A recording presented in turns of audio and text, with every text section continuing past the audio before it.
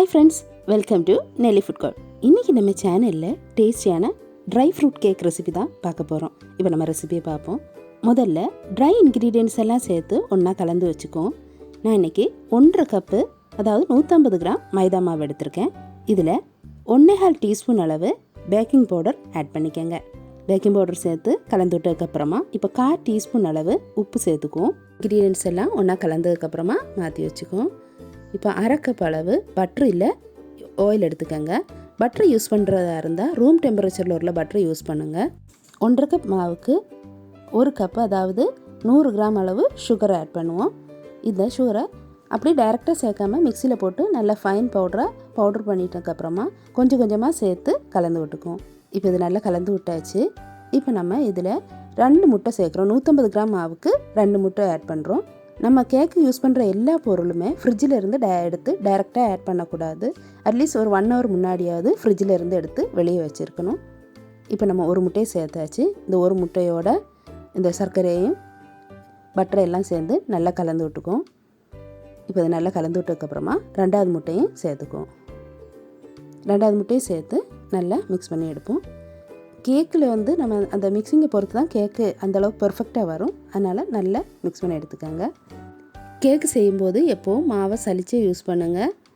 இதில் நம்ம ரெடி பண்ணி வச்சுருக்கிற மாவை கொஞ்சம் கொஞ்சமாக சேர்த்து நம்ம கலந்து விட்டுக்குவோம். இது கம்ப்ளீட்டாக கலந்து விட்டதுக்கப்புறமா அந்த கன்சிஸ்டன்சியை பொறுத்து நம்ம தேவையான அளவு பால் சேர்த்துக்குவோம். கேக்கோட பேட்டர் ரொம்ப திக்காவோ ரொம்ப தின்னாவோ இருக்க வேண்டாம்.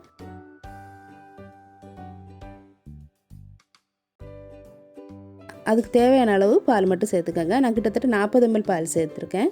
இந்த பால் சேர்த்து கன்சிஸ்டன்சியை பொறுத்து பால் சேர்த்துக்கோங்க. 1 டீஸ்பூன் அளவு வெண்ணிலா எசன்ஸை ஆட் பண்ணியிருக்கேன்.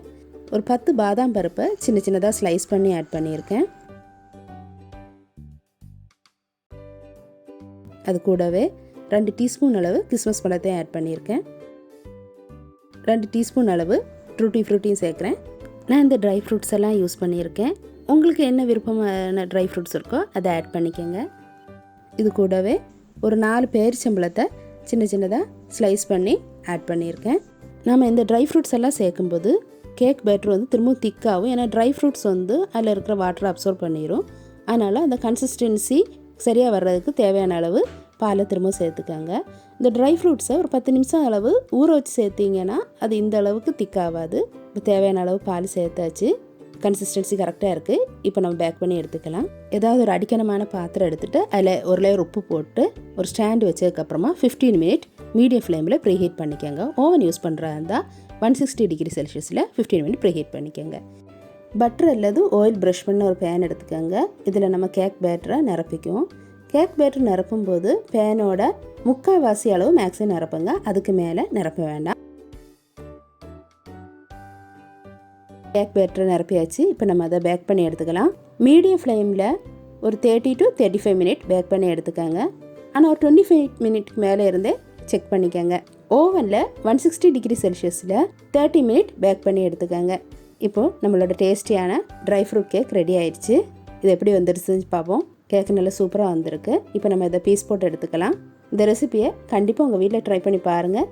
பார்த்துட்டு எப்படி இருந்துச்சுன்னு கமெண்ட்டில் மறக்காமல் போட்டு விட்ருங்க. இந்த வீடியோ உங்களுக்கு பிடிச்சிருந்துச்சுன்னா லைக் பண்ணுங்கள், ஷேர் பண்ணுங்கள், கமெண்ட் பண்ணுங்கள். மறக்காமல் நெல்லை ஃபுட் கோர்ட்டுக்கு சப்ஸ்கிரைப் பண்ணிடுங்க. தேங்க்ஸ் ஃபார் வாட்சிங்.